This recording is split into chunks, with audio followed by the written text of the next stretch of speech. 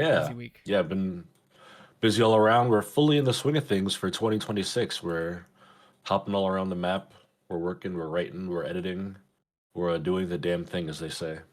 Everything we've Um, been doing. It's just been like there's never a slowdown of news, just in general. It doesn't have to be just no, video game news, just news, news, news. no, just in general, the world does not stop turning. But we still find time for things, we find interesting, which brings me to some news to share, Greg. I watched a little something. What I did you see? watched the first three episodes of Veronica You Mars. did finally. Wait, we're just right into the review segment. I wish I played Sure. like a did like a No, little it's like it's a noise. tease. I'm gonna save it for later in the show. Finally, finally. But I have in-depth, deep, complex thoughts that I Nicole can't wait to has been talk about. asking me like daily. It's like, has he watched it yet? Has he watched it yet? Can you let me know if you watched it? He needs to watch it. I'm gonna start watching it Yeah. without you again. I'm like, we're gonna go around this circle again. We watched that show like 8 times. Like, we need to really start watching. I've watched a lot of stuff this week, though. I'm trying to push myself Mhm. to watch new Okay. things instead of just getting Yeah. caught in the rut of playing, like, not to take a shot at David, beating Zelda for like the 800th time, the original one. Like, I play other Yeah. things. I gotta move. You gotta play other things. You can't Yeah. just live in the past. Yeah. There are just so many new things out there. But yes, I will speak on that when we get to the review segment. It'll be a fun combo for sure. But first up, Greg, we had a new trailer for the Super Mario Galaxy movie. This dropped on Sunday. Um, Maybe the first Nintendo Direct to air on a Sunday. It was definitely the shortest Nintendo Direct. It was about 5 minutes and 40 seconds. It literally started. Um, they were like, "Hey, here's the new trailer," and they played the trailer, and they were like, "All right, goodbye." But Greg, See you this later. trailer, yeah, Typical Nintendo. pretty much what Miyamoto did. Um, but the trailer mostly focused on Yoshi, who they had teased. We had a good idea Yoshi would be in this movie, but he's all over this trailer. Greg, good news. He does not speak English. He's not voiced by Vin Diesel. He just says Yoshi in I'm different actually different relatively tones. shocked that it wasn't some like big AAA Vin Diesel voice actor. I mean, like that's very. It's another name you can put on the poster. You don't need a name on the poster because you got Yoshi. You just put Yoshi on the poster, which they did. We got Mario riding Yoshi But are we on gonna looking pretend at this like or we saw him in the first movie? Like, granted, it was only for a few seconds, well, but I think it's weird that they're treating this as a reveal because we saw like dozens of them in the first movie running around. yeah, we saw other ones, but we didn't see this one. Like, there's only one Yoshi, you know? They were Like, we all saw other Yoshis. creatures. They were Yoshis, but they weren't the Yoshi, the capital Y Yoshi's the Yoshi. name of the animal, right? Not the name of the creature. It's like bear, It's right? both. It's both. Wait, it's both. They're all It, Yoshis. it'd be like if you had a pet dog named Dog. It'd be both, Yeah. you know? Okay. I guess. Yeah. That makes sense. Okay. That tracks. I can't argue. That's Yeah. flawless logic. Uh, Yoshi's big in this trailer. You can see in the thumbnail of that video, in this article that I also wrote, like, he's like the height of Mario and Luigi, taller, in fact, which I guess is correct. I just never thought of it that way, but seeing them in 3D, he's like huge. But it's fun. We see him near was like an actual dinosaur, like the T-Rex from Odyssey. We see them traveling around together. We see Toad's all jealous because Yoshi's getting all the attention now. But the trailer looks fun. Animation looks slick as all hell. Yeah. I mean, like, more information about this movie is great. Can't wait. This movie looks very interesting. It's gonna make boatloads of Mhm. cash Oh for yeah. a company that people have been hating. Boy, is this gonna make a shit ton of money. Like, Well, you're gonna see how many people love the company because they're all gonna go buy tickets to see this movie. yeah. Which is not far away. I love the fire flower here, where you see the effect as it like covers their body in flames. I thought that was pretty I think sweet. that was the one power up you didn't see in the first. You saw Princess Peach use it, but I don't think Mario or Luigi used the fire flower power up in the first movie. Yeah, no, not like we just saw. What's up, 8-bit wizard? Yeah, it was a Hey, little Trev. different. But yeah, it looks very cool. All the sound effects when he's throwing the fire, and it's like doop, doop, doop, doop, doop, doop, doop. Very good. Of course, those inverted colors. And this is where they find Yoshi on Toastarino, it looks like. Another Which warp pipe, is which means he's probably from another world that got stuck here. Interesting enough.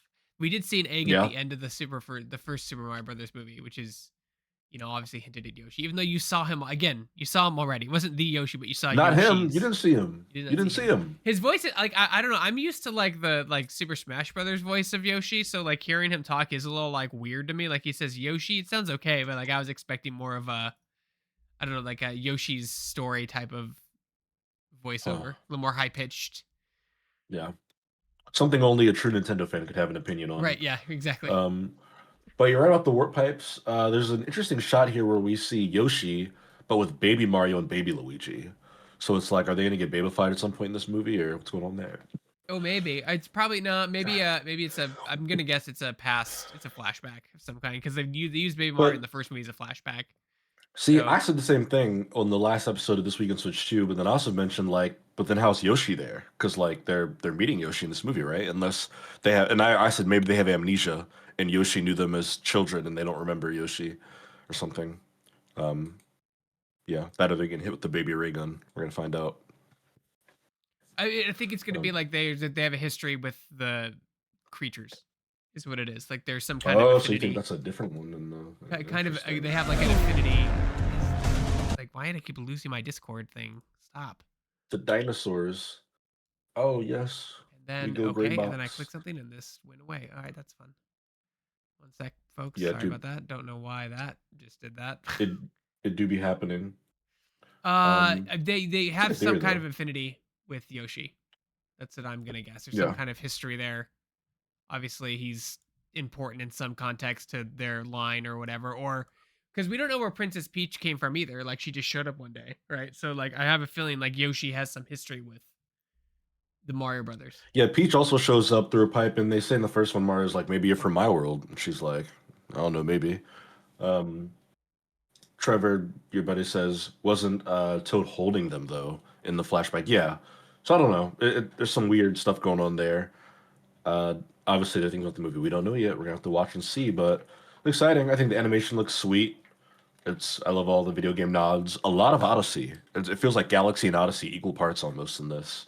Obviously, we got Rosalina and the planets and all that, but we've got planets and characters Yeah, from Odyssey popping up in here the as newer well. games are just much more like visually impressive and like more. There's more going on. Like the 2D Mario games are great. They're great. They're beautiful for what they are. Not saying they're bad looking, but like there's a lot more color, there's a lot more characters, there's a lot more animations you can do when you just move into 3D, especially with Odyssey. There's a ton of animations and enemies in Odyssey that looks really good. Uh Yeah, they're things also just more relevant, right? I mean, they're the newer games. If you are somebody who was born after like 2010, like the Switch era Mario stuff is like what you played in your childhood, right? Like Mario Odyssey would have came out when you were in elementary school. Like that's the stuff that you're gonna put into the screen and be like, whoa. Then of course you've got like the Mausers of the worlds, cameos for the people like David and Asif and whatnot that are gonna get that sort of thing. I saw Ozzy call it out too. But yeah, a lot of this is gonna trend more recent because that's what the kiddos know and love. Um, it's always somebody's first Mario movie, right? That's the big thing. It was a lot of I think it was a lot of kids' first introduction to Mario. Like even if you've never like say you've never had an interest in a Nintendo game in your entire life and you saw the movie, now you have interest. Like it's definitely a gateway. yeah, yep. And if you do, you can go play Odyssey and run through the desert planet from the movie. It's the second planet you go to. Like it's all connected and synergistic. We call it It's beautiful. in the Ghostbusters community, we call it the infection vector of The like getting infection kids vector. into Mario or getting kids into something, right? So like Afterlife having kids in it Yeah, is a good infection vector for kids to get into Ghostbusters. it's true. That's a good way to look at it. Introductory. All right, Greg, I wrote in our show that this is going to be a trailer bonanza, although we're going to take a break from trailers momentarily before getting back to them because I almost friggin' forgot. They announced the Oscar nominations last week, which we always cover on this show. It's a big deal. There's always a funny conversation because I've usually seen a lot of these movies. I know you've seen less of them, but you'll know a lot of these names. And I think they're, more than anything, just an interesting conversation starter because there's something I want to highlight specifically. I'll go through here. Actor in the leading role. So Sinners. Sinners was a great movie that came out last year. It became the highest, not most nominated movie at the history of the Oscars. It got 16 nominations across all the categories. Now that includes the fact they added a category this year and it was nominated in that category. So, you get some voting inflation there, but I think even you take that one away, it still breaks the record with 15. But Michael B. Jordan nominated for best actor in a leading role for that movie. He plays two characters in Plays that two movie. Has someone ever been characters. nominated for two characters in a movie? Yeah. I wonder if that's ever happened. Um, a lot of Sinners and One Battle After Another nominations, which One Battle After Another is so good. Um, some that stick out to me: Weapons, horror movie that came out last year.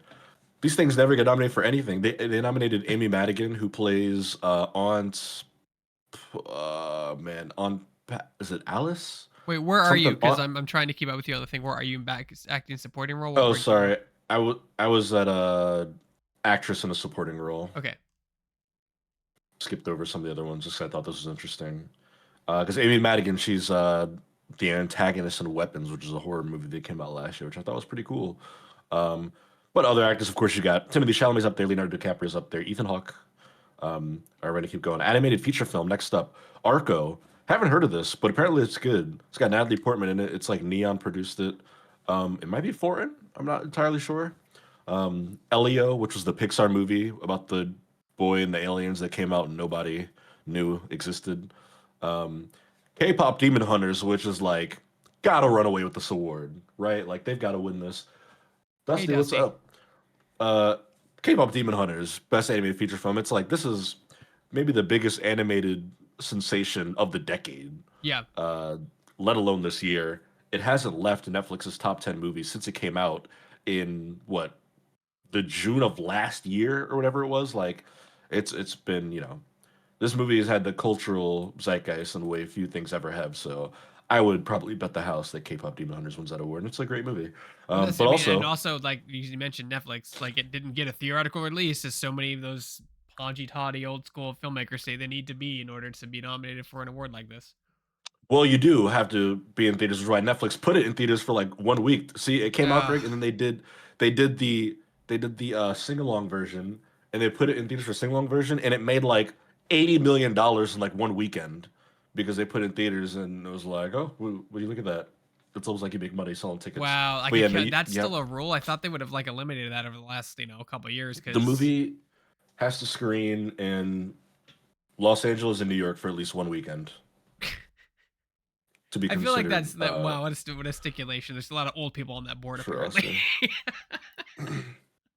Yeah, I mean it's a rule that has not been amended, and you know what? I hope they don't because it's not taking movies out of theaters. Zootopia 2 was nominated, which was good. I like Zootopia 2. It Oh, I wasn't didn't see it. like Yeah, I didn't see it.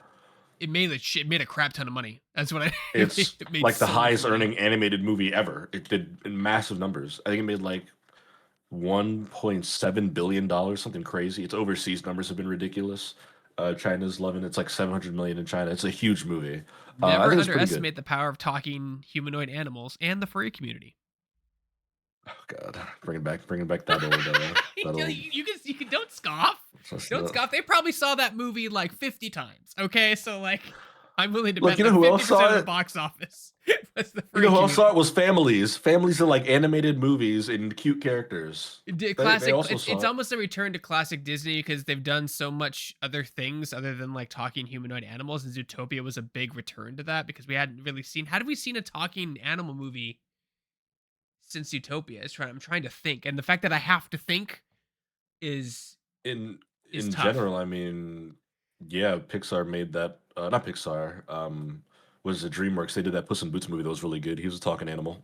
Yeah, but did specifically The Last Disney. So Wish. if you count Pixar, it was Dinosaur, I think, and I think that was before that. Like, yeah, The I Good mean, Dinosaur was like 2013. it's been a while, man, since we've had just a movie with like talking humanoid animals, which is like arguably what Disney was known for like decades. Um, Yeah, and this was and Zootopia is not even Pixar. It's like Disney Animation yeah, it's Disney proper. Animation. It's actually Um, Disney's first party studio. Yeah, Also, it took them fucking long enough. I mean, Zootopia came out in 2016, and that movie was a smash hit. It took them 10 years to make Zootopia 2, and I think that feeds into a lot of the box office returns. There's anticipation. It's at this point somehow I looked up and Zootopia is a decade old IP, but I think that definitely contributes to people being excited to go see it. Uh, I have a feeling you're going to see Zootopia 3 in less than 10 years. oh, Ray and the Um, Last Dragon. No, I mean, Yeah, like, I mean, no, only because, like, it's majority human cast. It's majority humans. She's like the dragons yeah, are I the only think thing that Greg talk. means it's like an animal world, and all the characters are animals that talk, Yeah, so, sort of like, thing. all the characters have to be animals, yeah, Yeah. for it to count. Um, Like, think I the want, Robin Hood the Robin Hood Disney's Robin Hood like that. yeah, Lady and the Tramp. Lady and the Tramp, yeah, Um, there's another one. The Rescuers, majority of characters in their animals. you love that one. I want to scroll down to the new categories, two categories down, casting. We now have an Oscar for Best Casting, which goes to the casting director. The nominees were Hamnet, Marty Supreme, One Battle After Another, The Secret Agent, and Sinners.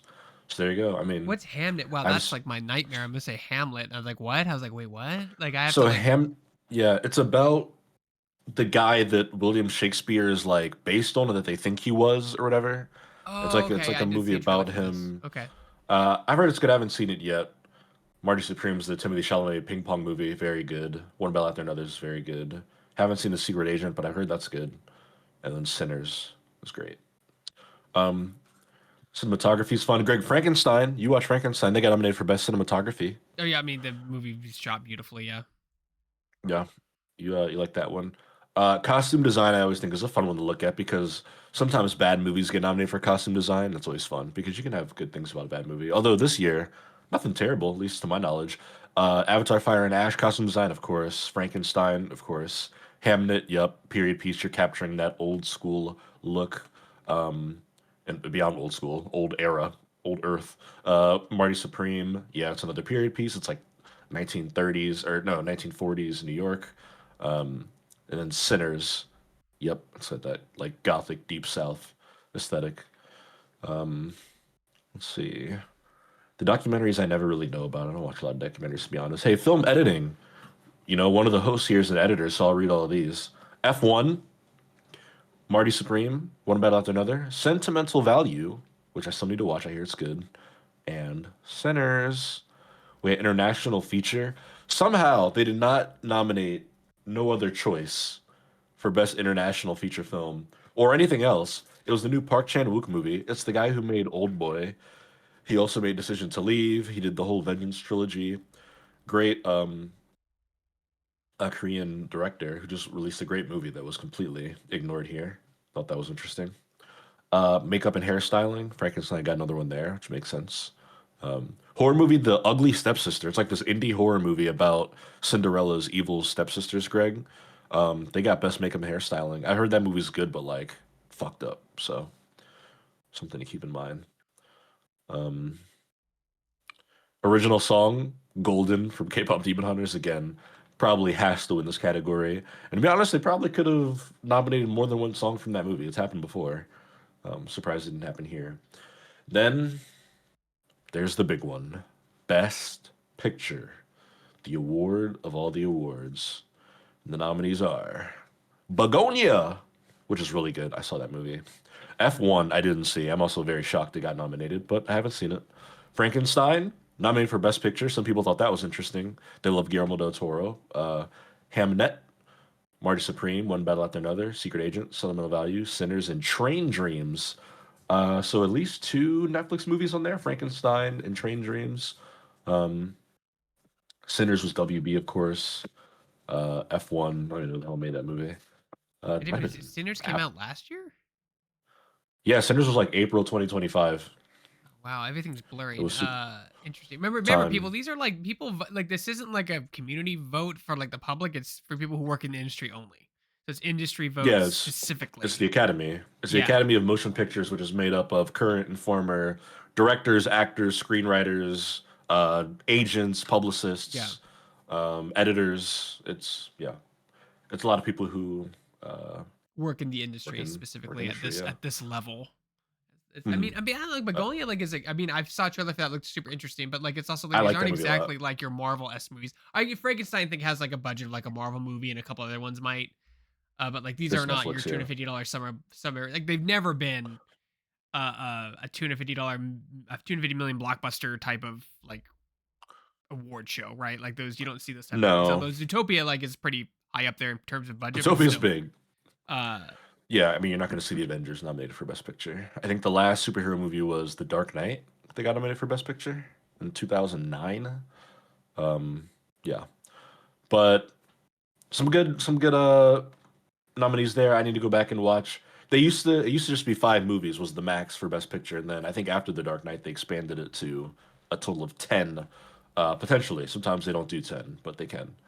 Um, yeah, Production show's design's not a big one until. for me. Oh yes, it says production design. Frankenstein again. He used all sorts of minis and Frankenstein, yeah, I cool should stuff take that there. home. It's very, it's such a beautiful film, just in general.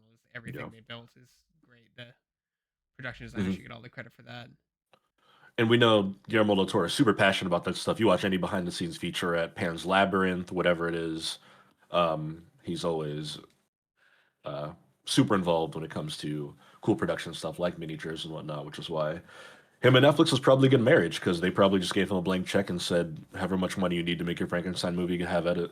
And he said, great, I'm going to build like all these cool sets and miniatures and props. But I yeah, didn't realize that they released Frankenstein in theaters. I guess they. I mean, if you want the award, I guess you kind of have to. which Netflix cares a lot about. They want Yeah, prestige. yeah, Yeah, they did. It was a couple weekends, I think, maybe when it first came out. It might have also been part of their deal with Guillermo del Toro. He might have wanted that. He's a cinema guy. yeah. Um, then we got sound, visual effects, writing. I always like the writing. Writing was um, Sinners even got an original screenplay nomination. So did It Was Just an Accident, which I loved. Um, Iranian film. But yeah, the show is not until March 15th. So they always announce these so early. It's like a month and a half of lead time. I feel that's But good. I'm The sure, 6 week campaign, that's fine. Yeah, 6 weeks. yeah, it gives people time to campaign, and then all the people who run shows. There are people that do shows like this, but like 5 days a week, so it gives them fodder to chew on for months. But yeah, should be interesting. Um, I think the last year was a really strong year for new movies, even stronger than the year before, I think. So I'm just always excited to see, new stuff get shouted out and celebrated. And I love Ryan Coogler. He's a great filmmaker. Obviously, he did Black Panther. He did Fruitvale Station. Yeah, he He did. did the You first do Scream Black movie. Panther, and that makes a shit ton of money, and then that's your card to do other things, which is great. Like, good for him. Like Yeah, and he negotiated a deal with Warner Brothers that I think after a certain amount of years, the rights to Sinners entirely goes back to him. Everything with the movie, which is incredibly rare. They never give that stuff to filmmakers. The rights usually always stay with the production company what or the distributor. Yeah, it also like depends on the property you're making, right? Because like I mean, Sinners is a great film, but I don't think it would lend itself well to the action figure market or the T-shirt market or the collectible market. Like you know what I mean? So there's other markets they can Right. license to make money, and I don't think that's a movie that does that. It's not made to do that. First of all, it's not made to do that. It's supposed to be telling a story, right? But like when you have your Toy Story movies, there's going to be toys, there's going to be merchandise, there's going to be statues, collectibles, like Yeah. outfits, costumes. Like that's not going to be the thing with Sinners. I mean, I'm sure anything can if you try to it, but like I'm sure that went I into the was, thing. Like, how much money are you gonna make Sinners with Sinners action figures? You should try yeah. maybe. I mean, hey, Ryan Coogler, if you want to make a smoke and stack action figure, I'll buy them. But there you go, some Oscar nominations. Interesting to look Yeah. at, if nothing else. That said, let's get into some plugs, Greg, because the Shack News Twitch channel is not the only place people can find us. In fact, that's not even the only place we're at right now. We're on x.com at Shack News. We're on Instagram, Shack News Media, Facebook, Shack News, and we have not one, not two, but three YouTube channels. Greg, what's been going on over there? Shacknews interviews has been kind of slow for a bit. TJ just had an interview go up with the CEO of Cryptic, who makes Star Trek Online and Neverwinter. That just went up. I went to AVN. There's a bunch of interviews that are. I mean, I don't know when they're gonna get up, but I got a ton of interviews there. Those will go up there eventually. There's some voice actor interviews that are in the pipeline there. That's for all interviews, celebrities, anything you can think of. That's literally interviews. Mostly game devs though. Then on Shack News, you can that's where all our features are, our gameplay is, our impressions, our reviews. Ozzy just did a impression of Resident Evil Requiem. Go check that out. It's a great game. Looks really fun. And then Shack News VODs is just a channel where you can just go watch our VODs. It's literally we just upload our VODs. If you miss it here and Twitch deletes it, you can go watch everything there, except this show because usually gets flagged because we show a trailer for longer than 10 seconds. So, but that's about it. Yeah, go watch Yeah. her stuff. Yeah, and if it Wizard mentions Brother Bear 2003 in the chat. I loved that movie when I was a kid. Brother Bear was so good. I had a McDonald's toy, Greg, of Brother Bear, and it was like a transformer because it was the bear, but you could pull the head back like a hoodie, and Mhm. like it would stand up, and it was like a man because in the movie they get turned from humans into bears. You could see like the person underneath the bear. It was so cool. Yeah, they don't make them like they used to. Greg, let's get into some more trailers. Speaking of showing trailers for more than a few seconds, we got the first trailer after years and years of them talking about this movie, Masters of the Universe. He-Man, if you will, for the He-Man, Masters of the if you Universe. will. Greg, a franchise I definitely know a lot about and was definitely alive when it was popular and new.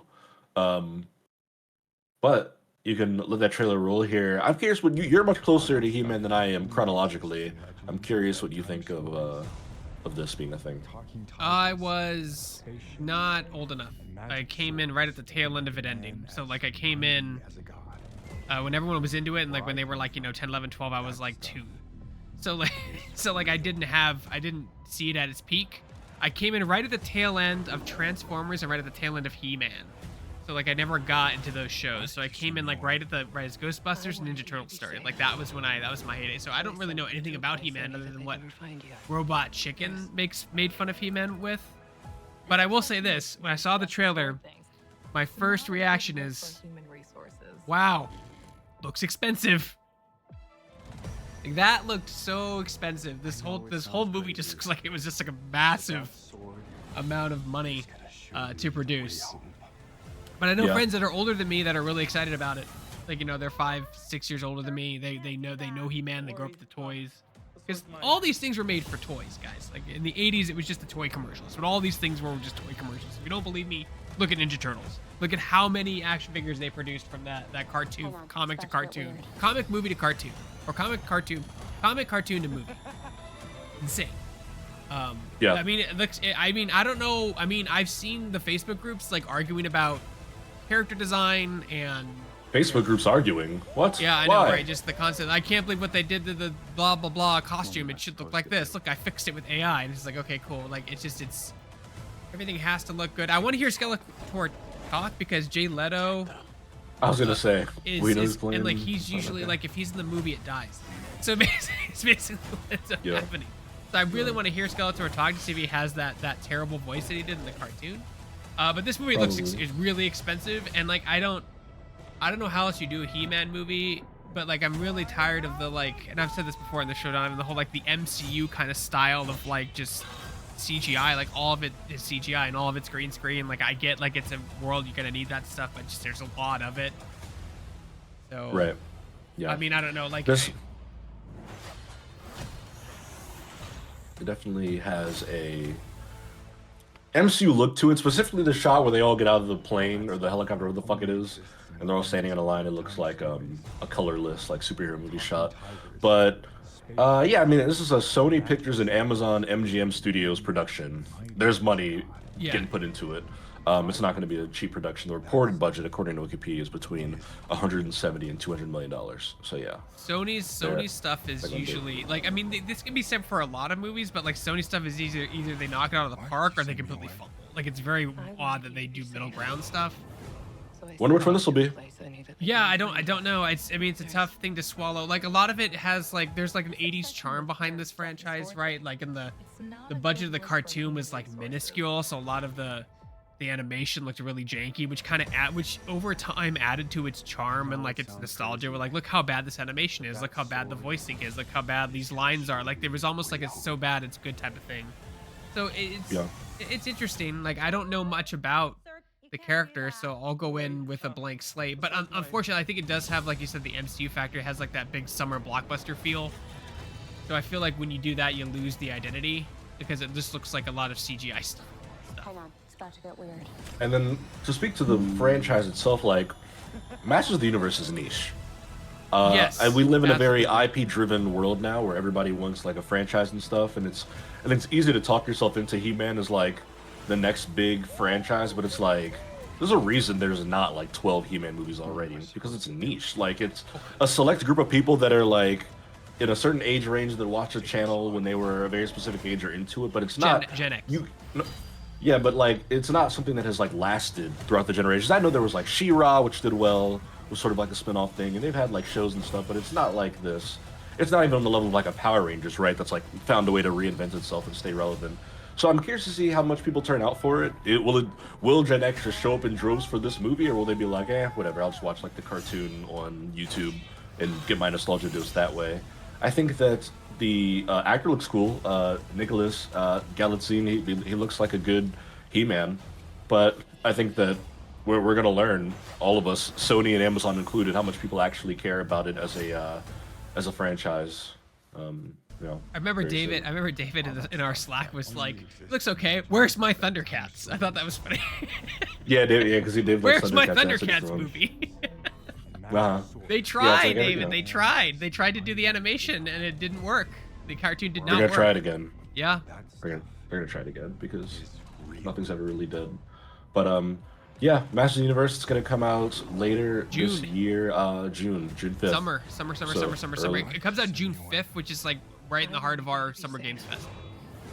So I say. Yeah, it will be like during Summer Game Fest, and Yeah. it's right in that blockbuster season. So, yeah, who knows? Maybe we'll go. Maybe Greg, you, and Ozzy go catch this one at a local LA cinema in between Summer Game Fest meetings. Oh, maybe. Yeah, I would like to go to a theater that doesn't suck. That would be nice.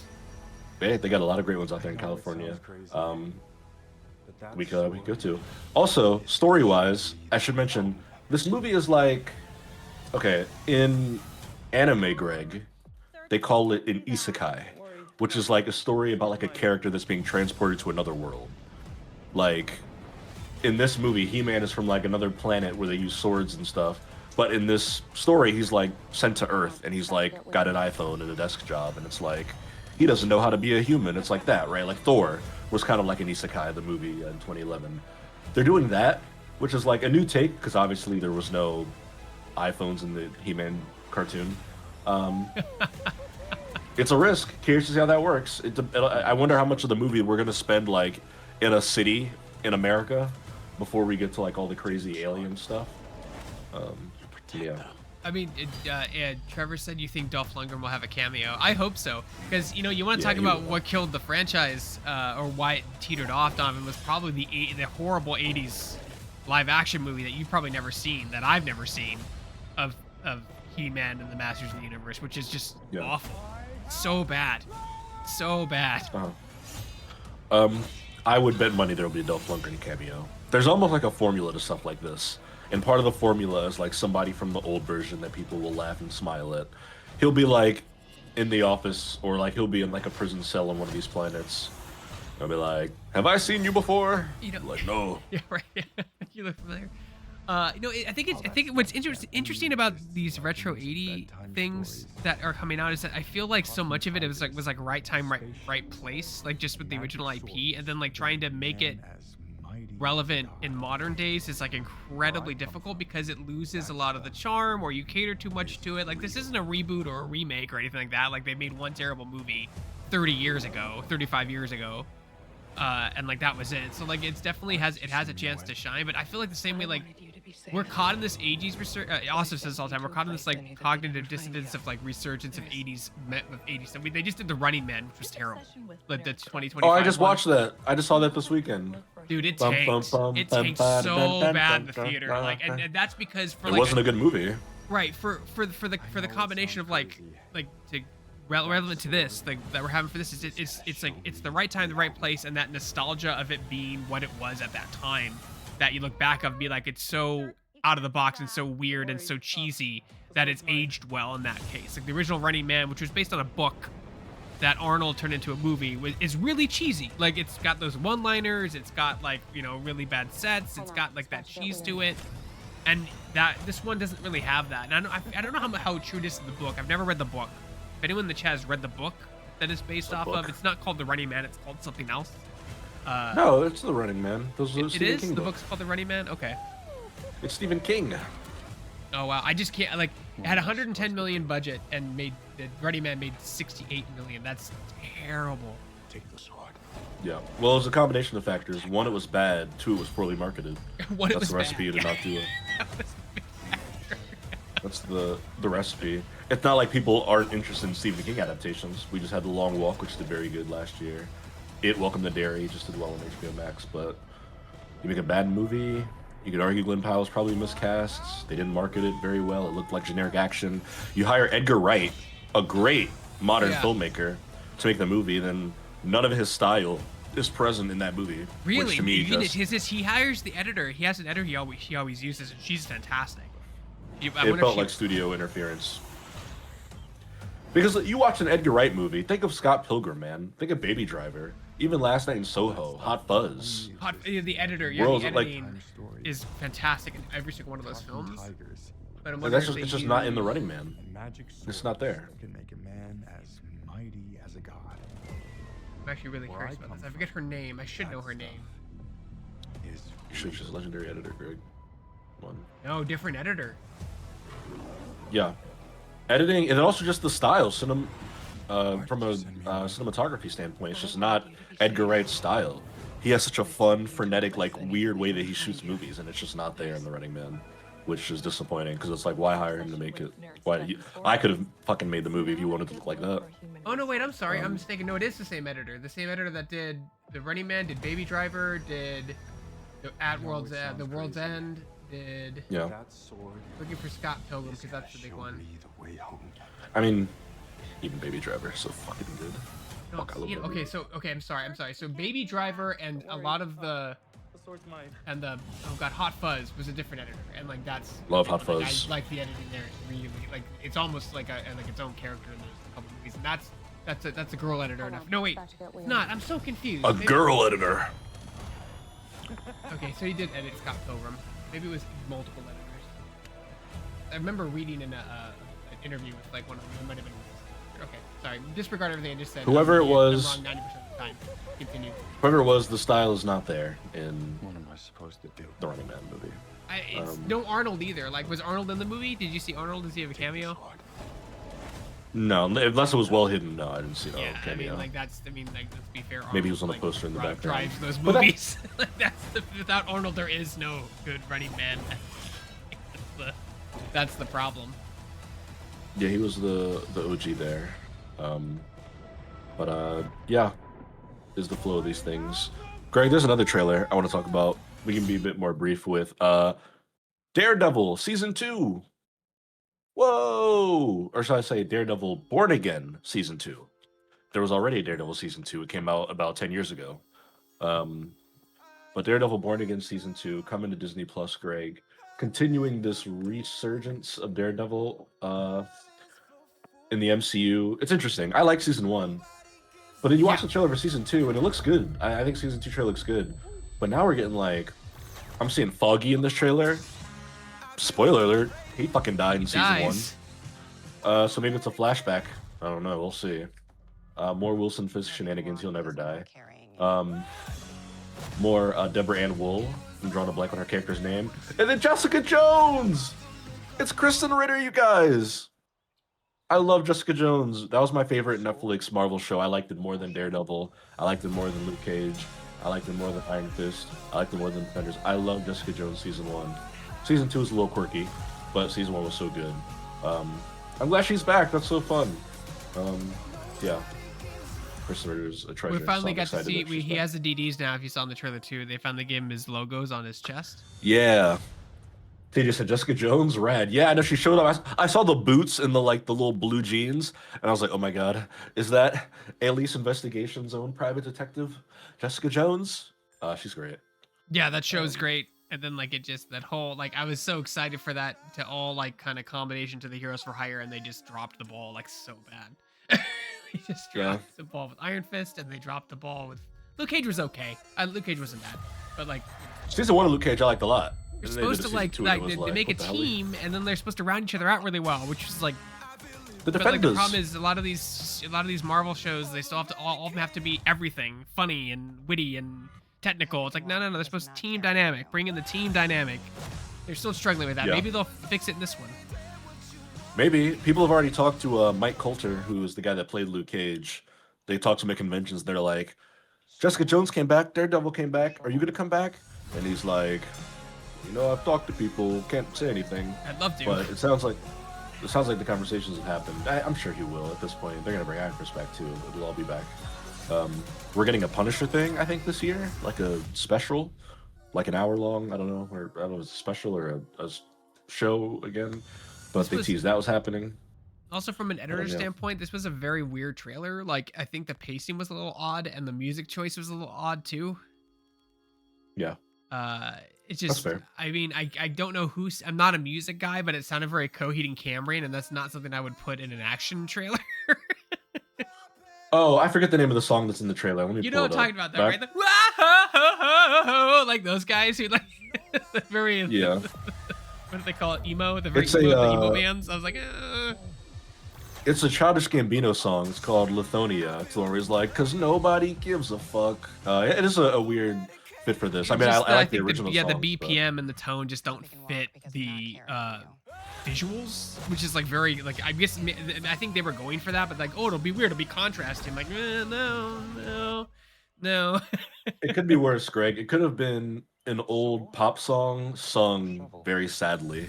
Oh, Like, that's trendy too. Yeah, they do that too. They do the remake. Yeah, they do the remake songs on those. Yeah, the covers.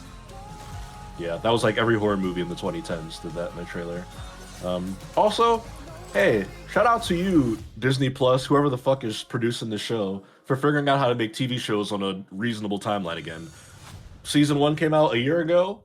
Season 2 the next year. Look at that. What a concept. TV shows used to do that all the time. We didn't have to wait 4 years for Daredevil Season 2. Great. So good on you guys for figuring that one out. Yeah, we enjoyed the first season. It comes out We March. enjoyed it. Although, like, we Yeah, me had to too. do a lot of research because they mentioned things that, because I haven't seen Endgame or Avengers Endgame or the other two, so I had to, like, they were dropping things where we had to, like, Google it, be like, what's that? Oh, it's the snap. Yeah. Okay, they kept calling it something. We're like, what is that? It's the blip. They call it the blip. Yeah, in whatever. universe. And it's the blip. And I'm like, what the fuck is he talking about? Well, it's the blip, Greg, because only like 12 people were there and saw Thanos snap. The rest of us were just at home. We don't know that he snapped his fingers. yeah. So I had to Google So we just called it the blip. I had to Google. Yes. I like how Endgame. Bullseye's coming back. I really like that character, and I think he's an interesting character. Yeah. He's violent in freaking season 1. It was Yeah, kinda I'm amazed crazy. he's not dead. Like, they're okay. Like, for the first season, we talked about some of the fight scenes in that first season. My wife and I were like, oh, that guy's totally dead. And then he's in, like, the next shot. We're like, dude, how is he not dead? Not dead shot, but there's also a cop that he beats up. You're like, he's dead. He slammed his head against concrete. He's dead. Nope, he's still alive. I'm like, how's he walking around? Man, these people are durable in this show. They're resilient. They're Yeah. freaking resilient, man. I think I've been watching too many, like, boys in Game of Thrones. That's the problem. Like, Yeah, sure. The Yeah, sudden they just kill deaths people every of people episode. being so fragile. But March 24th, not far either. Not far, just a couple months, then we'll get some more Daredevil goodness, baby. So there you go. Greg, that was our final trailer, which means it's time to get into the review segment. Ahem, ahem. I watched the first 3 episodes of a little television show called Veronica Mars. It stars Kristen Bell, who I more recognize as the main character in The Good Place, which I maintain is still one of the best shows I've ever seen in my life. It's great. And this show came out, this was 03, 04. Yeah, this is like right out of high school for me, so it's like She's- a show, yeah. She's younger in this show than I am now. That happens a lot now, Greg, where I watch shows where people are younger. And I'm like, oh, she was 23 in this. And I'm like, oh, that's like 4 years younger than me now. But you described it as like a mystery whodunit sort of show. I'm only 3 episodes in, so it's still very like expositional and whatnot. And here's what I'll say, I like it. I'm going to keep watching it. I'm going to stick with it and watch Veronica Mars. I think going into it, I assumed that it was like a mystery of the week sort of thing, or almost like a Buffy X-Files thing, where it was just like every week would be a Sometimes different. they have like the episode where she Okay. solves it at the end, but 'Cause- like there's in all 3 of the seasons there's an arc. So like there's an open. Yeah, what 'cause do so they call it? far- So they call it oh god, An there's arc. a word for it. A through line arc. Yeah, well, like there's a word for like shows serial. It's like a serialized show. So like each episode moves a bigger plot forward, but each Yeah. episode could have its own B plot that she's solving. Yes, that's what I didn't expect, because I'm seeing like characters coming back. There's like the freaking Latino biker gang dude, and then I'm like, well, he's a one-off character. And then he comes back in the next episodes. I'm like, oh no, this is like a supporting character in this show. Okay, That's the kid from Kazam with Shaquille O'Neal, by the way. Jesus Christ, The little kid. Kazam. Yeah, the terrible Kazam. one. They tried to make Shaq a movie star, and they made 2 movies, and they were awful. Good lord. Yeah, they tried. That is him. Wow. Yeah. So that I think has been interesting. Also, my God, this is such an early 2000s production. Like, not just visually, because yeah, everybody looks like it's the early 2000s, but also like in the writing. If people haven't thought about it, like the early 2000s specifically was a very like cold and mean era for filmmaking. We were in this like post 90s, more importantly post 9/11 era, where a lot of things were just like a lot of art was very cynical and just a little cold, right? Think of like American Pie, stuff like that, where like even a comedy like that is just like a lot of the humor is just like in people being humiliated and being mean to each other.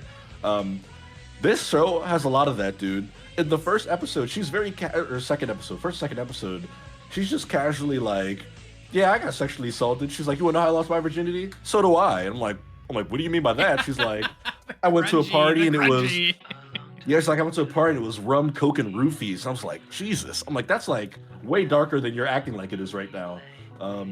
So there's like a lot of that. All the gags and stuff. Yeah, very. Very new. It's like, very film noir too. If you watch a lot of like those old noir movies, very much like that. Yeah, I like her buddy, the black character, who I'm assuming is gonna be like her sidekick here. I think he's cool. I don't want to look up the show because I don't want to see like spoilers and stuff, but I like him. Also, another weird thing. What is her relationship with her father, dude?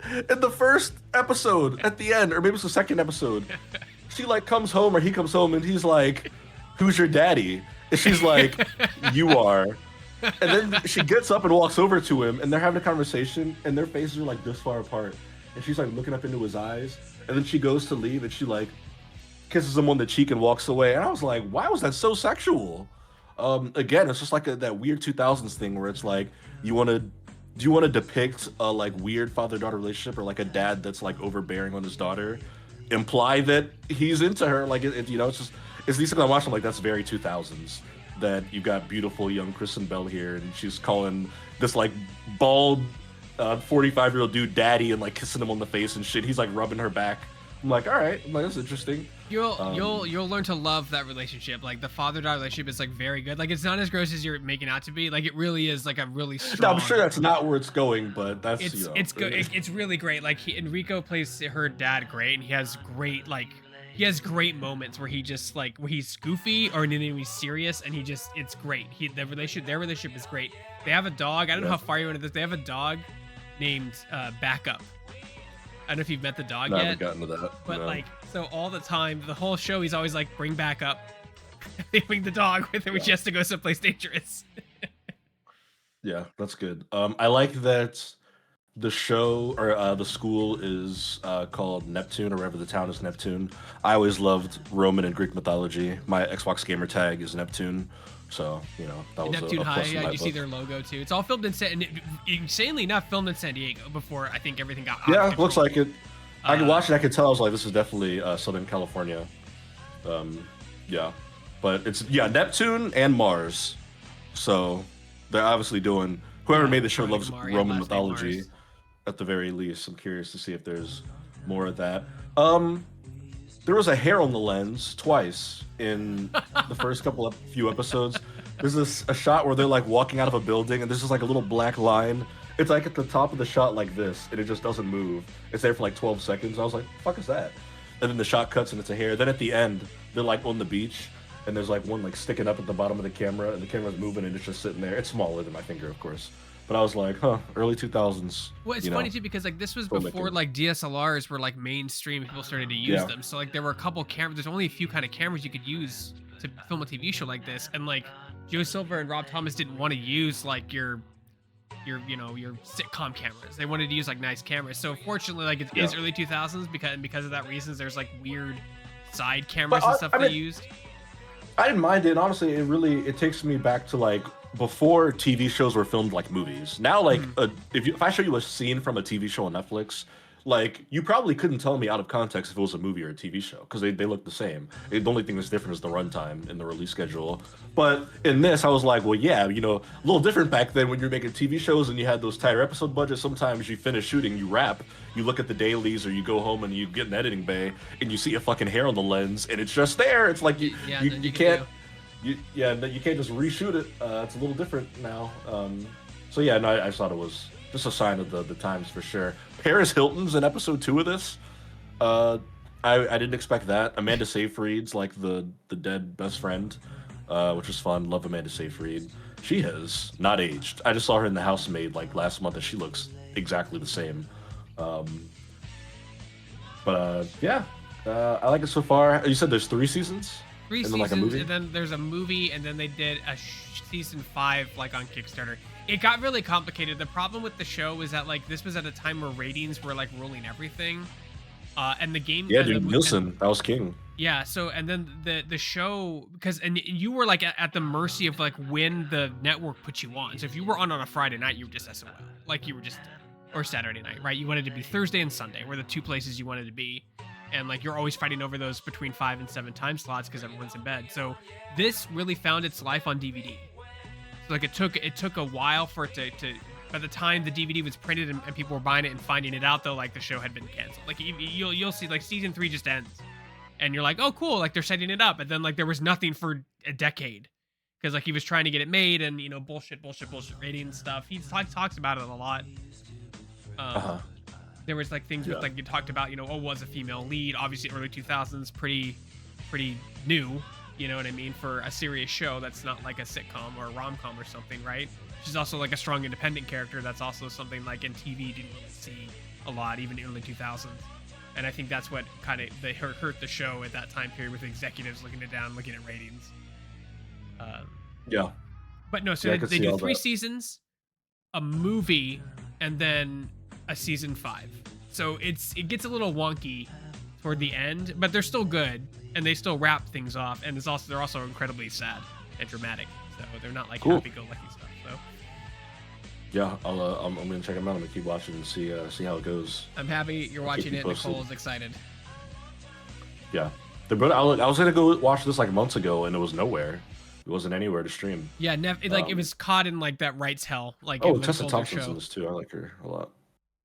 Awful. Yeah, it's just caught in that streaming hell we talk about sometimes, where like it's on live TV, but it's not any on streaming service, or it's just in dead air. There's a show Nicole loves called, I think it's called Ted or something, but you can't Ted is find a it show. anywhere. It's like because of the music, it's caught in license hell, so you can't watch it anywhere. Like nowhere.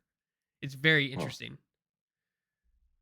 Yeah, Glad you liked it. yeah, indeed. Yeah, I'll have to do. Maybe I'll just go season by season in the future as I watch more. I can do some light reviews. What about you? You watch anything recently? Yeah, like TV show, Murderbot came recommended to me Heard about. from a friend, my friend Alex, and based on a series of books. And it was on Apple TV, and I was like, "Oh, I wish we could watch that." And like you said with Pluribus, it was like, "Oh, we have Apple TV. We have 3 months free with my wife's iPad." So, we watched it. Really good. Really enjoyed it. Like a huge diverse cast.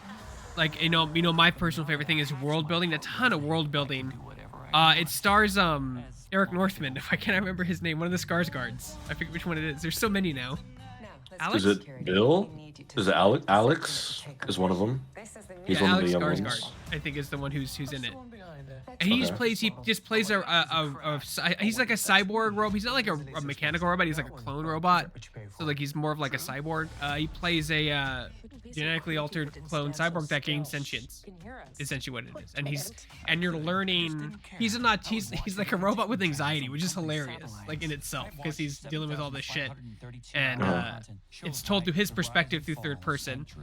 So he's always like commenting on the thing, and inside the show there's another show that's like Star Trek that he's always referencing, and they actually show you clips of the show, and it's just as cheesy as Star Trek. So it's really good for a movie that has a lot of talking and like espionage and drama. Like it's not an action movie. Like all the action you said is in like the first and last episode, and like 1 or 2 episodes in between. There's not a lot of action. Super interesting though. It gave me, you know what it gave me vibes of? Donovan was the oh god, the Obsidian game. God, why can't I remember it? The Outer Worlds. Outer Worlds. Like that's what it really like the aesthetic and the tone like really like nailed it, because there's like the free planets, which are like we don't own slaves, like robots have rights, and then there's the Corporation Federation, whatever, and they are like, oh, everyone's in indentured servitude, and you have to like they fly you to a planet and you have to work for them for 11 years to pay your dowry before you can leave. Like it's very interesting. It has that like corporate kind of themes that Star Trek does. But it's a mishmash of everything. It's a mishmash of Star Trek, the outer worlds, a little bit of Fallout in there. Like it has a lot of this lore, and it's Apple TV, and Apple, just like Amazon, have a lot of money on the budget. So I mean, beautiful sets, good costume design, great writing. I enjoyed it. I enjoyed it a lot more than I thought I would. I can do whatever I want. Yeah. So basically, yeah, you just follow the Murderbot, who he calls himself Murderbot because he doesn't know how to name himself. Let's talk security. With these group of scientists that are on a planet to survey it, and then there's a bunch of world building in between. Like they show you how the world works and how the corporations work, and like alien artifacts, and like why they're powerful, or like they don't know what they are. You can't take them off the planet. There's something there. They never answer that question, but like you're not supposed to, right? That's not the focus. There's some kind of alien technology on the planet, and like both the free trade planets and the corporate empire, like you're not allowed to take it off because like they don't know what it does. So like you're not allowed to touch it. It's supposed to be like surveyed and cataloged, and it's illegal to remove it from the planet, which is interesting. And so like that gets into like another corporation trying to steal it, and it gets really interesting. The whole show is it pays Alexander Skarsgård, and he's pretty good at it too. He has some great comedic delivery. Like it's because I know him from True Blood. He's a good actor. He's done other things, but like I know him from True Blood, where Eric Northman's character is completely opposite to what Murderbot's character is, and he has really funny comedic timing, like super dry comedic timing. And if you've never heard Alex Skarsgård complain, this is hilarious, because the way he complains is like the way he plays annoyed is hilarious, and I don't think no one else but Alex Skarsgård could pull this off. So yeah, love it. I like him a lot. They did an interview where him and his dad interviewed each other. His dad is Stellan Skarsgård, who is also just nominated for an Oscar for Sentimental Value. It was very funny.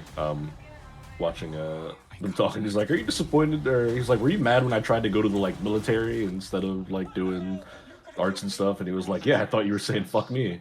That's great. They're all a talented bunch. His like Nordic Swedish accent like comes through a lot in the show. Oh yeah, I bet. I don't know if that was What's Apple TV? Yeah. Yeah, the way he says certain things, I'm like, oh, there it is again. Like he says it a lot. Like we watched the entire series of True Blood. We never had it slip there. Different show, obviously, but like I think this one, either he's having a lot. I think he's just having a lot of fun with the character, and it just comes out because he's enjoying himself. And I really like that when an actor slips up in that way, because it just tells me that he's having a lot of fun in that moment in the booth or on set.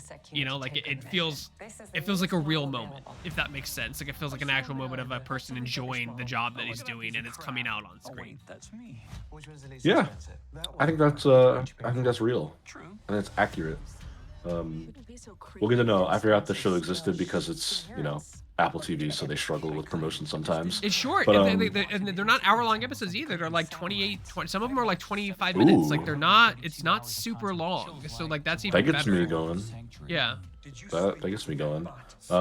Well, contrary to my religious beliefs, I've watched a lot of streaming stuff the last couple weeks, Greg. 2 Netflix movies I watched. First up, I watched The Rip. The Rip?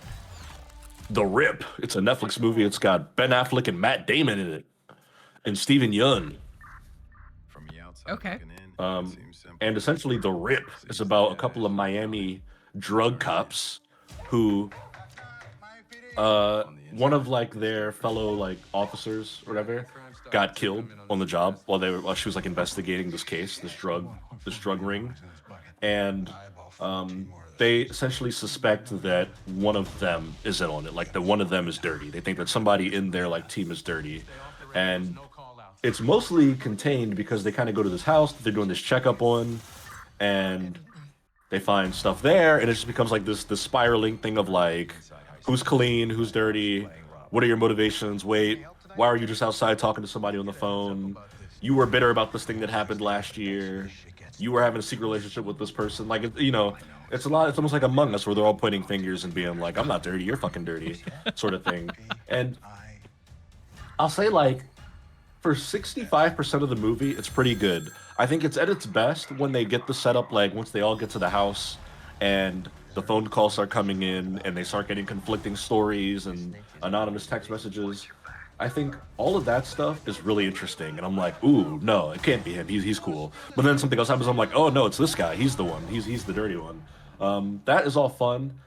And then they get to a point where they kind of open the scope up a little more and they're going around to different places and stuff, and it loses some steam for me. The dialogue, not the best. Acting's good. Matt Damon and Ben Affleck are obviously like best friends for life, so whenever they're acting with each other, it's very good chemistry wise. You believe them as these guys who have known each other for decades and have worked together for years. Doesn't get a lot out of like the rest of the cast. Like this movie has Steven Yeun in it, Tiana Taylor, Sasha Cal, I think I might be saying Kaye. She was Supergirl in the DCU movie. She was in The Flash. They just have a lot of great actors in this movie that have like 10 lines. It feels like, and I don't know. To me, it feels like the classic streaming thing of where we're gonna pay to fill this movie out with a lot of famous people, but it's really just about like Ben Affleck and Matt Damon, which you could have gone a different direction with that, and then. Some of the story stuff is a little silly. Also, people pointed this out where they're like, "What a great time to release a propaganda movie this January." Timing on that's pretty good. So hard to look past some of that. Just the greater world context when you watch a movie like this, where it's all about cops and which ones are the good guys. David says, "I've heard good things about this movie." Yeah, I mean, look, as much as I rag on Netflix stuff, the benefit of a Netflix movie or watching a movie on Netflix is that there's no stakes. You just throw it on, put it on TV in the living room while you have dinner or talk to your partner or friend or whoever, and it's like maybe you like it, maybe you don't. But you don't have to put too much of a commitment in to watch it. It's not terribly long, I don't think. Maybe like an hour and a half, give or take. Oh, but you said it felt longer than that, though, which is not a great sign. The end drags, and it does a thing. I'm not gonna get into spoilers, but it definitely does a thing where the movie starts to think that it's bigger than it is. Where like they start to think that they're like Bad Boys or like the final movie in a saga. Like they start to get into like character dynamics, or they refer to things that happened off screen. Like you're really supposed to care about like all these extra characters. I'm like, we kind of don't care about like the ensemble cast. Like maybe if this was like the third movie in a series, I'd care about the ensemble cast, right? Like Fast and the Furious fans say what's about those movies. They care about all those characters because they've been around for a long time. And this movie kind of acts like it has that going for it, and it doesn't, which is strange to me. But you mentioned that I mean, I feel like the same with actors, like with Netflix specifically. I feel like you get these people involved because they like the movie or they want to do it, right? Like there's a difference. I think that's a big difference. I think between streaming movies and like theoretical movies is sometimes you look at a poster, you're like, well, they're clearly in this, so they can put their name on the front of the page or put their face on the poster. But then there's movies like this, where it's just like maybe Ben Affleck and Matt Damon really liked the script and really liked to work together on it. Like, I feel like that's I think they produced it. Yeah, I think that's more true in streaming than it is for like big theoretical movies. Definitely. Theatrical. Movies, yeah. Sorry, there's my dyslexia coming in again. My dyslexia in my brain. Look, we could do a whole show about theoretical movies. It'd be very philosophical. Yeah, theoretical movies. The movies that I think about all the time. They're the ones that never got made. But yeah, I think if you like, this is gonna sound bad, but if you like cop stuff, you'll have a lot of fun with it. If you like shows and movies about drug busts and the police and like crime, like it'll be up your alley. You like that one? That's it's not even stamp of approval. If you like cop stuff, that's a voice clip. Yeah, that's the best way. It's true. Look, there's a reason we will never stop making cop movies. It's because people like them. We like them as a society, clearly. Yeah, so that's your thing. I'd say check it out. I do like the play. I think especially movies like this, the subject matter of like you just you're cops. You ran into $40 million. That's life-changing money for everybody. That's retirement. That's you're in an ethical dilemma, right? No one's gonna miss this money. It's drug money. The state's it's just gonna go to the state, right? And they're just gonna burn it, or they're just gonna like funnel it back into the broken system. Why can't I take $2 million? I think that's an interesting concept in general, especially with law enforcement, like because they deal with that shit all the fucking time. drug bust Yeah. money, and they steal drugs or steal money or whatever. Not all of them, but like some of them do. And like what would you like? It's the what would you do in that situation, right? You're supposed to be the good guy, right? What do you do in that situation, right? And what is your and my theory in that is everyone has a price. Everyone has a price. Even if they say they don't, like everyone does. Greg like, and philosophical. yeah, What's your everyone price? does. I think everyone does. I know, but the price is different for everybody. Like, What's you your know, people will scoff and be like, "Oh yeah, no, I would never do that for that amount of money." It's like, well, how much money would you do it for? You know what I mean? Like, I None. think that it's definitely interesting conversation, definitely interesting subject matter in the movies. What you're saying is what you're trying to say. The cop movies. Yeah. So I had to look up what this meant because they say "rip" a million times in this movie, like it's a cop term. So essentially, a rip is when like cops go into a drug bust and they find money, and the protocol is they find the money, they have to count it on the scene so that there's no weird exchanging of hands, and then they submit it all and they turn it in back to their precinct, DA, wherever the fuck they work at, and then they send the money wherever. And you know, it is a practice that cops may or may not do sometimes, where maybe you find $18 million in a stash and you say you found $16 million in a stash, and $2 million just is never seen or heard of again. That's like kind of what the movie's getting at, and it's a lot of conversation about like, no, you don't do that. We count the money right here. Like we've got the thing. We're gonna do it by hand. Like it's the rip. That's what they call it, and they say the rip a million times in this movie. Like you're trying to jack this rip. So, I don't know there the you go. rip, but I know rip. I've used that before. It's like, Well, there you go. That's a new cop term for you. If you ever find yourself needing to use one, a rip. I have another Netflix movie I watched, but I want to open it back to you if you had something else you want to shout out. oh my god, I'm trying to think about what we did watch. I watched Murderbot. We watched Playlist. I Yeah. did that last week. I don't think we watched any movies. Like we're not big movie people. I'm trying to stay away from Veronica Mars. Like let's not go around the circle of Veronica Mars again. Let's try to watch something else. Uh-huh. God, I think Murderbot was the only one that Murderbot was the only thing we watched. Yeah, that was it. Okay. I started to watch Predator Badlands. I didn't finish it though. I like Predator Badlands. It's Little Elle I think Shannon's it's interesting. performance. Like it's really cool to like explore the Yaute. Is that what they call it? That's the Predator race. I think is. It's just cool Yeah. to explore that culture, and like and from a Predator's perspective. Because they've always been, Yeah. they were a movie monster for a hot minute, but then like in the comics and novels they've opened up more, and I think that's really cool. I think being on a strange planet is really cool because you can do a lot of creative things there. I haven't watched the whole thing yet. I do like the cyborg. The cyborg is our relationship tool. Is our we're relating to her because she looks human even though she's not human, and we are human. So I don't know how Hollywood it will go, but like so far I like the story. I think the story set up about the brother and the father, and he has to bring back a predator, kill a predator to show his worth to his clan. I think it's super interesting. I think that concept is awesome.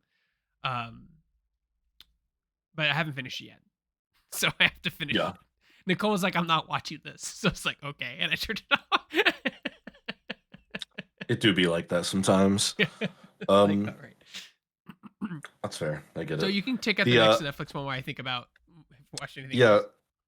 The other Netflix movie I watched, also a new 2026 release, People We Meet on Vacation, which is a bit of a mouthful of a title. It is a rom-com, which, if you know me, you should know I love rom-coms. It stars Tom Blythe, who was young President Snow in the last Hunger Games prequel. Was also in a great movie that came out last year called Plain Clothes that I don't think a lot of people watched. It's him and an actress named Emily Bader, who I had never really heard of, but she's pretty good in this. And essentially, Greg, what it's about is these two young people meet. I forget what the vacation, or they're at the same school. They go to the same college, and after like a vacation, they see each other, and they create this pact where every summer, like no matter where their lives take them after school, careers, relationships, every summer they'll spend 1 week together on vacation because they just enjoy each other's company that much. They had such fond memories hanging out with each other. So they're like, hey, no matter where life takes us, every like year, 1 week in the summer, we'll like meet up somewhere in the world. It could be Louisiana, it could be Rome, and we'll just have a week vacation. We'll hang out. We'll get like an Airbnb, and we'll party. And it's what they do. So the movie's told like almost in vignettes, where it's like 6 summers ago, 5 summers ago, 4 summers ago, and you just like you track their lives as they meet up every summer. And obviously, you're missing the context of the rest of the year, so they're always catching up. Where it's like, oh, like I'm seeing this girl now, and maybe there's jealousy. Then it's like, oh, we broke up, and then careers are taking them in different places. And I think it's based on a book. People, I think, like the book a lot. On its surface, it's a neat idea. In general, I'm a fan of movies that like check in with people over the course of like a long period of time, where people kind of like get older and we meet them at different points in their life. I think that's very interesting. This one for me just does a whole lot of like beating around the bush. I think from very early in the movie, it's pretty clear and obvious where it's going to end up, and it feels like we do a whole lot of weird zigzagging to get there. It's not really necessary. To me, when I watch a rom-com, my favorite thing is like just watching two characters fall in love over the course of the events of the story, right? And this movie's trying to do that in some ways, and then it just feels like it's also trying to be like three different movies at times. Um, the woman, her job, she's like a vacation blogger, so she's like always traveling the world, even when it's not summer. It's like her thing. There's a lot of introspection on her end. Tom Blythe, his character just feels kind of up and down. Um, they're not always very likable, which I get it. Characters aren't always gonna be likable. It's part of developing characters. But like, I don't like, again, when I'm watching a rom-com, I want to like root for the characters to get together. When they're like in a room together, I want to be like kiss, kiss. But like I wasn't doing that a lot in this movie. Like there's just a lot of weird setups and stuff here, and things that make me be like, I'm like, does the movie want this relationship to happen or not? Their chemistry's good. I like Tom Blythe and Emily Bader are good together when they're talking and stuff. They're fun. A lot of cool like production stuff. A lot of fun sets and outfits because again they're in different countries and different places in the world, so they're got this crazy stuff on. There's some funny dialogue here and there. So they're just But I wait, think hold on. So they're just friends? at the beginning, yeah, they just meet in college, and then they have like a thing, and it's like off and on, and you know, Oh yeah, they're I can see what you mean by friends. like just get together already. Like if you're already agreeing, like after 2 summers, you just might as well date. Like, come Right? on, what's going on?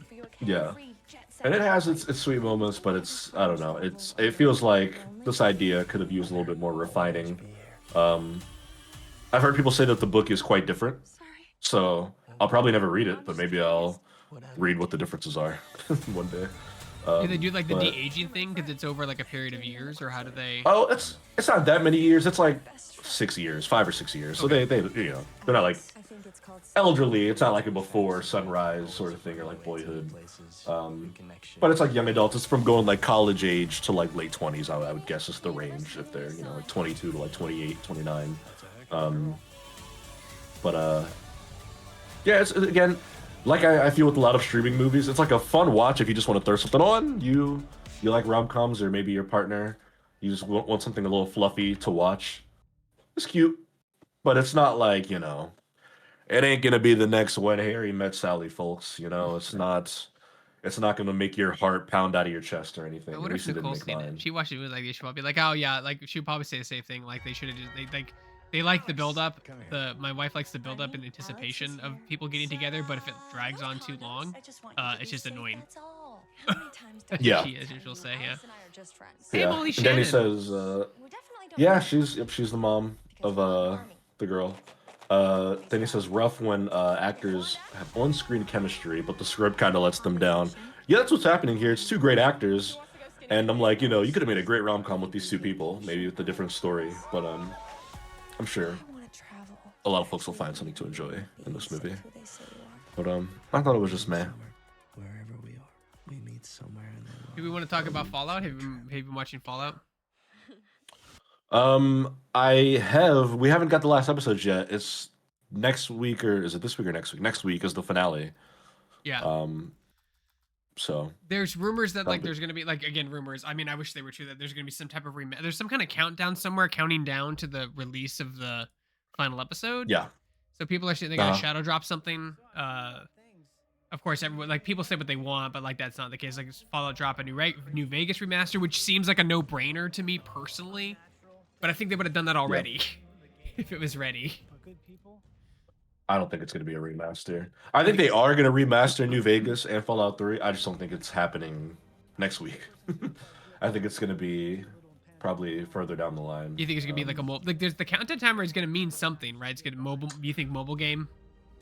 Mobile game. It's going to mean something, but like, who even says it's a game announcement? If it's tied to the show, what if it's just a blooper reel or a teaser for season 3?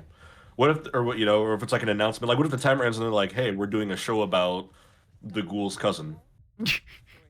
Like a lot of people would be like that's a lot of hype for something that would probably be expected at this point in this like life cycle of a TV show. Like I could see Thaddeus getting his own spinoff, like easily. Yeah, I could see it being something like that. I think it's going to be an announcement like that, or it's going to be just a fun like extra little thing for the diehard fans to like laugh and smile at. But I don't think it's going to be like the next Bethesda remaster or whatever. I think there'd be a bit more hype in there. I think Bethesda would be leaning into it, right? Because this is, for what it's worth, the countdown is technically tied to Prime Video in the show. Yes. It's not on like the Xbox website or the Bethesda Games Studios website or ZeniMax. It's Prime Video. So I would imagine you'd be getting more. There'd be more smoke if it was the game. There'd be more smoke. There'd be like a Jeff Keighley tweet. Jason Schreier, somebody would be like winking and nodding at us by now, I think. Yeah, Denny says Nuka-Cola drop on Amazon. It could be like a big merch rollout. Maybe they're like, hey, yeah, it definitely could. We're selling the Vault jackets now on Amazon, and they're like $35. You get your number custom. We're selling the Nuka-Colas, but now they're online. We have all these snacks. We're gonna put like, it could be something like that. Because at the end of the day, it's a TV show, and it's not the exciting answer, but a lot of TV shows have had like silly, like meaningless tie-ins. We talked last episode about the Fallout Shelter TV show they're making, right? Yeah. What if this is like something with that? Maybe they're like, if you go on the show, you'll meet Ella Purnell and Walton Goggins. Like, who knows? My advice would be keep your hopes moderate. If you keep expectations low, you'll never be disappointed. There you go. That's what MJ said in the last Spider-Man movie. I like the fact that like this whole show has been very interesting from my perspective and my wife's perspective. Huge Fallout fan on staff, and I'm in a lot of groups that talk about it. And like some of these people who claim to be Fallout fans are just so wrong about everything in the show. They're like, remember when power armor was rare? I'm like, it is. Like you've seen it in the Brotherhood because the Brotherhood has it, and you've seen one other power armor outside of the show. And we showed you in the first season that people don't know how to use it. Like they don't know how to open it, they don't know how to get in, they don't know what it is. Like it is rare. Yeah. Like I mean, it's just again to the production's credit, their dedication to authenticity of like the gaming and the not just the gaming world, just the world in general is like just spot on. I'm having a hard time finding anything wrong with it. Like from a lore perspective, there may be some weird like dates or things or character or like something like that someone might, but like in terms of the world, like everything's pretty spot on. And I really like how, and this again, this is like a debatable, how like the NCR is portrayed as the good guys of the world. Like they are portrayed as the least evil of all the factions. She even says it in the last episode. She's like, oh, I could see how like these factions are killing each other. One might be a little problematic, so I love that. Like they're glorifying the NCR, which is done less in the games and more so in this. I love the NCR power armor in this last one. If you saw it, that's great. And like the action scenes are really focused. Like I was like, I really hope we don't have like a 15-minute long death claw fight scene. Like, 'cause that's a little long, right? I just want to see him, but no, they kept it short and sweet. It was really good. Liked it a lot. Yeah. I think it is to me still the like blueprint now for like video game adaptations on TV. Simply put, it's like the world has just been perfectly translated, like you said, no notes, and instead of making the show about the random Commonwealth fucker that crawls out of the vault in Fallout 4, they just told an original story that takes place in that universe. I think it's great. I've enjoyed watching these characters grow. I think the fact that they've already renewed it for season 3 eases my mind as somebody watching a show and streaming that I'm like, I don't feel like I'm going to get attached and then they're going to cancel the show tomorrow. So it's cool to know that there's more to come. Obviously, New Vegas, such a great choice for season 2. Just because it's such an iconic Fallout location, and visually so distinct from all the other places that series goes. It's been quite enjoyable. I like it a lot. Yeah, I would hope for some new merch. I know Halloween Costumes is doing some of the Fallout jumpsuits, jumpers. I saw some at AVN Mhm. actually, and they're actually pretty decent. That doesn't surprise me. I Yeah. mean, I ordered the New Vegas Fallout Pip Boy because if any of you guys are watching out there, like anytime there's like a one-to-one recreation of something, that's kind of like my weakness. If it's a game I like and they made something that's in the game, that's one-to-one. Like little statues are okay, but like if you make something like a weapon or a piece of armor or a device that's one-to-one, like I'm gonna probably try to get it Like if I'm this? able. Yeah, that's what I got. Yeah, I have that one. I think I have every single Pip Boy they ever made in not every single model, Really? not every single model, but every single version of them that they made. So they have like the Mach 4 and the Mach 3 and the one for the Fallout 4 Collector's Edition, like certain ones in there in the garage. I haven't turned this on yet, Greg, but it works. It has a screen on it, and I can turn it on a website. Oh yeah, I They have gave one. this to me One back at there. the I went to a Fallout 76 event last year, and they gave this to me. Oh, that's great. It's it's the 3000 Mark V Pip-Boy. Yeah, I have the one. It works as a Um, display piece. They claim it's one-to-one, but I don't think that's the case. It's hard to tell scale on the show, but I think that one's like 35% smaller, like 30 something percent smaller. But like I yeah, have like nothing gets past you. Yeah, one of these days I'm gonna stuff plug like the this thing stuff up, they did at or Hollywood Horror maybe Nights. sugar bombs. Maybe I'll be like a vault dweller for Halloween this year, just because I have the Pip-Boy. That'll be fun. Yeah, well they make the jumpsuit. Yeah. Somebody remind me in October. I'm gonna be a Fallout Yeah, great vault great person. show though. Happy that it's doing so well. There were some I think the viewership dipped and then every publication was like quick to like be like, "Oh no, is the show dead?" And it was like, "I think you're just trying to capitalize on Fallout being trending, but okay." Nope, It it's is over. it is more I would say this season is definitely more fan servicey than the first season was. There's definitely a lot more Sure. like quotes and gadgets and like the power fist thing seems very fan servicey. Like Right. Yeah. like did she need to do that? Like is that a thing? I guess you need to incapacitate the goal somehow, right? But like that seemed like she did. How does she know what that is? You know, does she even know what it is, what it does, how it works? So it's a little bit that's like intricacies that I don't mind. I'm not questioning while I watch. I just think, hey, power fist, that's cool. But Yeah. yeah, love the show. Great show. Want to keep it up. See more. Of Yeah, it. it's good. And we'll have to come back and talk once the finale drops, because I think that's going to be a big one. Yes. I don't really have much else. Oh, I watched the new 28 Years Later, The Bone Temple. Oh, Great movie. I've heard really good things about that show. Oh my God. I'll have you know it's a movie. It's really good. Holy fuck, is this movie violent as shit? I mean, the last one was violent, the one that came out last year. But the freaking Bone Temple dude, oh my God. I was watching it in a movie theater, and there was a scene specifically that I had to like look away. Obviously, the 20 years later, it's a zombie series. Um, these new ones have Ray Fiennes in it, who's fucking aces in these movies. It's about this kid in the apocalypse. But holy shit, this one is gnarly. It's gnarly. It's really good. The stuff they do with Ray Fiennes' character in the second one, brilliant stuff. Such a thought-provoking movie. Just about like the apocalypse and like humanity in the apocalypse and like obviously every great post-apocalyptic story does the human beings are the real monsters Right. storyline. Right. Yeah. But this movie like dares to go like a step further than that and then ask like so like now what, so like then what happens after that, right? Like society's collapsed, everyone you know and love is dead, there's a handful of humans behind, most of the people that are still alive are terrible people because they've taken advantage and sacrificed other people to stay alive, and then it's like how do we come back from that? And it's like just a fascinating look at so much. And obviously, there's a lot of it that's kind of lost on me because it is a British movie.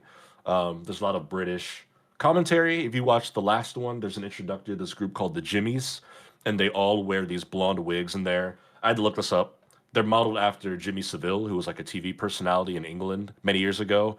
And then I believe after or late in his career, he was like outed as like a lifelong like sex criminal and like pedophile, like this horrible person. I think he went to jail or maybe he died and then all this came out. But the catch is like in this world, society collapsed before anyone ever figured any of that stuff out. So there's like this group of people that still idolize this guy, and there's like this interesting commentary on religion, modern medicine, and Evolution, right? Like yeah, the evolution of the virus, yeah, because yeah, he's like studying the evolution evolution of and the virus, right? Like it's because the it's rage evolving and virus. changing. Ah! Yeah, a lot of interesting science stuff, Greg. I think you would like that they get into with the I do like virus that stuff. now. Yeah, I really do enjoy that stuff. Yeah, I think you'd find it interesting. I do not think you would like to look at some of the stuff that happens in this movie, but I think you'd find the story interesting. I haven't Um, seen Good the one performances. before this one. I've seen 28 Days Later. I've seen 28 Years Later, but I don't really remember it. And I didn't see the last two movies, including this one. Like, do I need to I think watch you the saw last? 28 weeks is what you saw. It goes 28 days, 28 Yeah, weeks, 28 days, and 28 then weeks, and that's the only two I've seen. yeah. So then last year they made 28 years, and then this is the sequel to 28 years. It's the Bone Temple. Do I need to see 28 Um, years to understand what's going on in this? it's a direct continuation. It's like that movie Okay, ends I and this don't one need to see starts. it. Okay, Yeah, because it's just hard it's to the watch. same. Nicole doesn't do zombies at all, so I had Yeah, to this watch is the gonna be a tough entire one Walking Dead to on make my happen. phone with headphones. Yeah, you're gonna have to like sneak and watch on your phone, man. I don't know, but it's good. It's a really good story. I can tell you more about it after we go off because I know you don't care about spoilers and stuff, but I won't put it out there for these people because Denny wants to go see it. Then he said, "I'm tired of movies being dumped in January to die in box office, though."